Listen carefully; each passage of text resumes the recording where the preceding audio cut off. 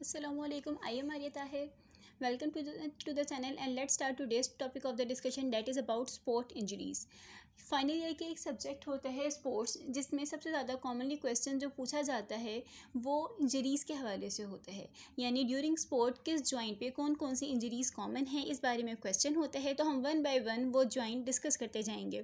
Second, ये जो मैंने टॉपिक कंपाइल किया है ये यूएचएस की रिकमेंडेड बुक से ही किया है, और जो उन लोगों ने यानी काफ़ी हैप-हैज़र्ड से लिखा हुआ था, तो उसको एक जगह पे कंपाइल करके तरतीब से लिख दिया है। ठीक है, तो सबसे पहले शोल्डर जॉइंट के बारे में पढ़ते हैं। शोल्डर एक कॉमनली इंजर्ड जॉइंट है।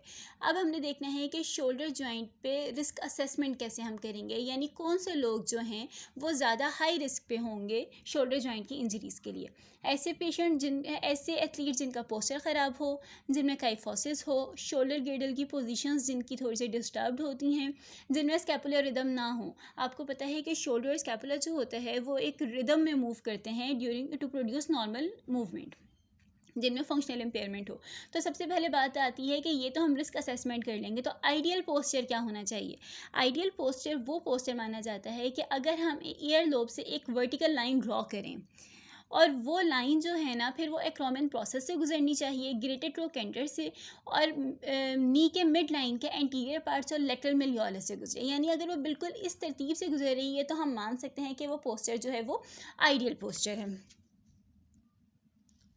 अब अगर हमारे पास कोई एथलीट है जो फॉरवर्ड हेड पोजीशन के साथ आ रहे हैं, तो उसमें हमें क्या क्या जो इम्पेयरमेंट्स हैं वो देखने को मिलेंगी। ठीक है, अगर कोई एथलीट जो है वो फॉरवर्ड हेड पोजीशन के साथ आ रहे हैं तो उसका स्टेर्नोक्लीडोमास्टॉइड मसल शॉर्ट होगा। अपर ट्रेपीजियस और लिवेटर स्कैपुलाई जो होते हैं उनके स्टिफ होते हैं और वीक होते हैं। तो जिन पेशेंट्स का फॉरवर्ड हेड पोजीशन के साथ जो आते हैं उनमें जो है इम्पिंजमेंट के चांसेस ज़्यादा होते हैं। अब इम्पिंजमेंट क्या होती है, ये कहाँ कहाँ होती है, ये हम आगे जाके पढ़ेंगे। अगर कोई पर्सन हमारे पास काइफोसिस के साथ आ रहा है, ठीक है, अगर कोई काइफोसिस के साथ आ रहा है तो उसकी स्कैपुलर काइनेमैटिक्स डिस्टर्ब होती हैं। हमें पता है कि स्कैपुलर काइनेमैटिक्स जो होती हैं वो बहुत नॉर्मल रिदम होता है, उनका एक स्पेशल रिदम होता है जिससे वो मूव करती हैं। तो अगर काइफोसिस के पेशेंट में वो स्कैपुलर काइनेमैटिक्स जो हैं वो डिस्टर्ब हो गई हैं तो उसमें जो है इंजरीज़ के चांसेस ज़्यादा हैं। Commonly injured common shoulder complaints क्या क्या होती हैं। ठीक है, अब हम बात करेंगे कि अगर कोई शोल्डर का जो पेशेंट जो आते हैं हमारे पास, जिनमें मोस्ट कॉमनली क्या क्या प्रॉब्लम्स होती हैं, उनमें इंस्टेबिलिटीज़ हो सकती हैं, डिसलोकेशंस हो सकती हैं, इम्पिंजमेंट और मसल टियर। ये चार शोल्डर की कॉमन इंजरीज़ हैं: इंस्टेबिलिटीज़, डिसलोकेशन, इम्पिंजमेंट और मसल टियर्स। अब इंस्टेबिलिटी कितनी डायरेक्शन में होती है, ये 3 डायरेक्शन में हो सकती है: एंटीरियर इंस्टेबिलिटीज़, पोस्टीरियर इंस्टेबिलिटीज़ और इन्फीरियर इंस्टेबिलिटीज़। फिर आता है कि एंटीरियर इंस्टेबिलिटी को चेक करने के लिए हम कौन कौन से टेस्ट करते हैं। उसमें आता है anterior load and shift test, anterior draw test, apprehension test और रीलोकेशन टेस्ट। पेपर में जस्ट इनके नाम ही पूछे जाते हैं और जो हमारा प्रैक्टिकल वाइवा होता है उसमें हमसे जो है ये परफॉर्म करवा के देखा जा सकता है। लेकिन अगर आप लोग कहेंगे तो इंशाल्लाह ताला इसकी परफॉर्मेंस पे नेक्स्ट वीडियो भी बन जाएगी।